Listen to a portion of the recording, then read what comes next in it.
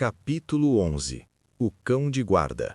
O mundo de Sr. William era feito de dever, silêncio e o eco metálico de passos sobre a pedra úmida.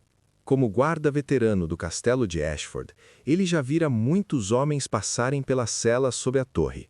Ladrões de gado, maridos traídos, mercenários bêbados. Mas nunca vira nada como o gigante que ocupava a cela central na noite anterior ao grande julgamento. O metal frio das grades era a única barreira entre a liberdade e o destino, e William sentia o peso das chaves em seu cinturão como se fossem feitas de chumbo. O som das chaves tilintando contra sua armadura de placas era o único ruído que quebrava a monotonia do gotejar incessante da água. Ploc, ploc, ploc. A umidade das masmorras de Ashford era uma presença física, um frio que se infiltrava nos ossos e fazia as juntas de Sr. William doerem. Ele caminhava pela passagem estreita, a luz de sua tocha lançando sombras grotescas e alongadas contra as paredes cobertas de limo. Ele parou diante da cela de Dunk. O gigante estava sentado no chão de palha, as costas largas contra a pedra, parecendo um urso enjaulado em uma caixa de sapatos. William servia à casa Targaryen e aos lordes de Ashford há 20 anos. Ele aprendera a fechar os olhos para a crueldade dos nobres e a fechar os ouvidos para os gritos dos plebeus. Mas o silêncio de Dunk era diferente. Não era o silêncio do medo, nem o silêncio do ódio. Era o silêncio de um homem que aceitara o seu fardo. "A ceia está fria, gigante", disse William, empurrando uma tigela de madeira com um ensopado ralo por baixo das gradas. "Mas é melhor comer agora. Amanhã, o príncipe Aerion garantirá que você não sinta mais fome." Dunk levantou a cabeça. A luz da tocha revelou um rosto cansado, mas olhos que ainda brilhavam com uma clareza desconcertante. "Obrigado, Sr." respondeu Dunk. A cortesia daquele homem, mesmo no fundo de um buraco, desarmou William. O guarda encostou-se na parede oposta às grades, sentindo o desejo incomum de falar. E assim, na penumbra da masmorra, começou a confissão do gigante. Dunk não falou de glória ou de batalhas. Ele falou de um lugar chamado Baixada das Pulgas, em Porto Real. Falou do cheiro de esgoto e de frituras baratas, de como dormia entre cestos de vime e de como a sua única ambição quando criança era encontrar um pedaço de pão que não estivesse coberto de mofo. Ele narrou como Sr. Arlan o encontrara, um órfão sujo e faminto, e como o velho cavaleiro lhe dera um nome e um propósito. "Eu não nasci em um castelo, Sr. William", disse Dunk, as mãos imensas descansando sobre os joelhos. "Eu não tenho linhagem para me proteger. Tudo o que eu tenho é o que Sr. Arlan me deixou, a ideia de que um cavaleiro deve ser verdadeiro. Se eu fugir agora, eu mato o velho uma segunda vez. Eu apago tudo o que ele tentou fazer de mim." William ouviu em silêncio, sentindo uma pontada de vergonha. Ele olhou para o seu próprio brasão, para a sua armadura polida e para a vida de obediência cega que levara. Ele percebeu com uma clareza dolorosa que Dunk, o cavaleiro de aluguel, era mais nobre na sua essência do que os príncipes que William guardava. Aerion era um sádico envolto em seda. Dunk era um herói envolto em ferro velho. A nobreza não estava no sangue, mas na capacidade de permanecer de pé quando o mundo inteiro exigia que você se ajoelhasse. A injustiça da situação começou a queimar no peito de William como brasa viva. Ele olhou para os lados, assegurando-se de que os outros guardas estavam na extremidade oposta do corredor, bebendo e jogando dados. Ele deu um passo à frente, a mão indo para o molho de chaves. Foi a tentação da fuga. "Ouça-me bem, rapaz", sussurrou William, sua voz rouca de nervosismo. "Eu conheço as passagens de serviço deste castelo.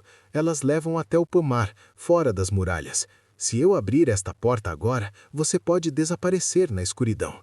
O seu garoto, Egg, pode se encontrar com você na estrada.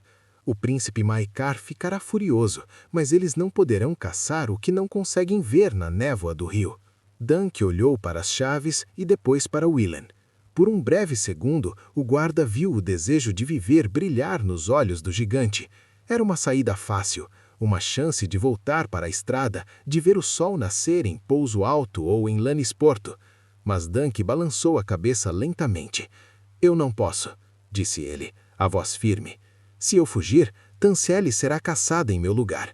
Se eu fugir, estarei confessando um crime que não cometi. Um cavaleiro enfrenta o seu julgamento, Sr. Willen, mesmo que o juiz seja um dragão e o júri seja feito de aço. Willen recuou, chocado pela recusa. Ele nunca vira um homem recusar a vida em nome de uma abstração como a honra. Você é um tolo, Duncan, murmurou o guarda. Um tolo honesto, mas um tolo. Talvez, sorriu Dunk tristemente, mas sou o único Duncan que sei ser. Willen não conseguiu dormir naquela noite. Ele permaneceu sentado em seu banco de vigia, observando a cela do gigante. Perto da alvorada, quando o primeiro cinza do dia começou a filtrar pelas frestas altas das masmorras, ele tomou uma decisão.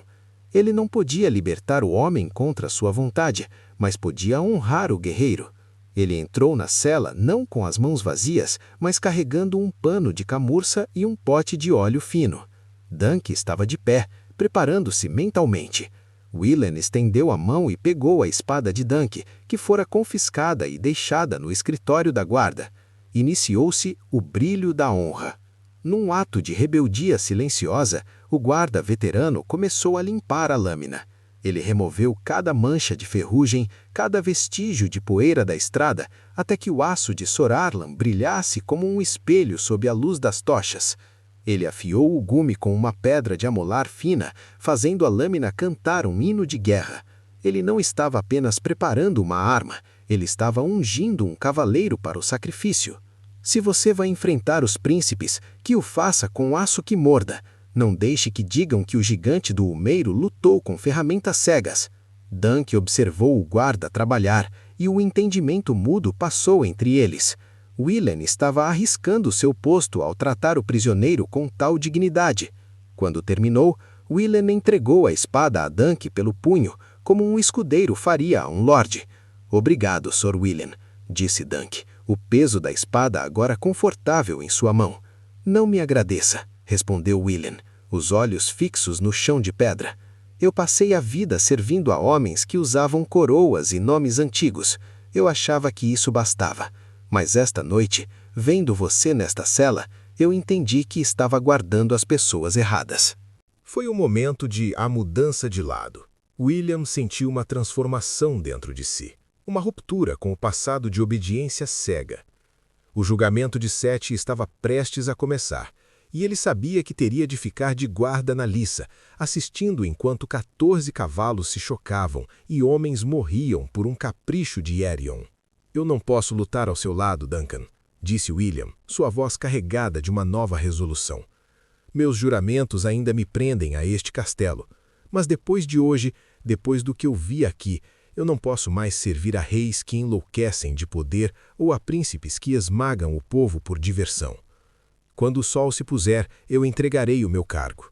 Vou buscar uma vida onde o meu aço sirva a alguém que mereça o brilho que acabei de dar a essa espada. Duncan assentiu. O mundo precisa de homens bons em todos os lugares, Sr. William, quer usem capas brancas ou túnicas de guarda. Os sinos de Ashford romperam o silêncio da manhã com um dobre metálico e solene, cada badalada vibrando contra as paredes de pedra das masmorras como um anúncio do destino. William, cujas chaves tilintaram com uma sobriedade incomum, abriu a porta da cela de ferro. O som do metal raspando no chão de terra foi o sinal definitivo. Ele não puxou Dunk, nem usou de força, apenas fez um gesto contido, escoltando o gigante para fora da escuridão. Enquanto subiam os degraus estreitos e úmidos, o ar frio do subsolo dava lugar a uma brisa mais seca. William caminhava ao lado de Dunk, mantendo um passo firme e sincronizado, não como um carcereiro vigiando um prisioneiro, mas como uma escolta de honra protegendo um cavaleiro a caminho de sua maior batalha.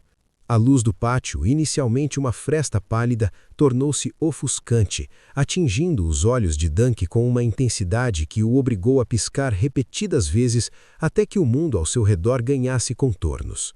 No topo da escadaria, a figura franzina de Egg surgiu contra o clarão.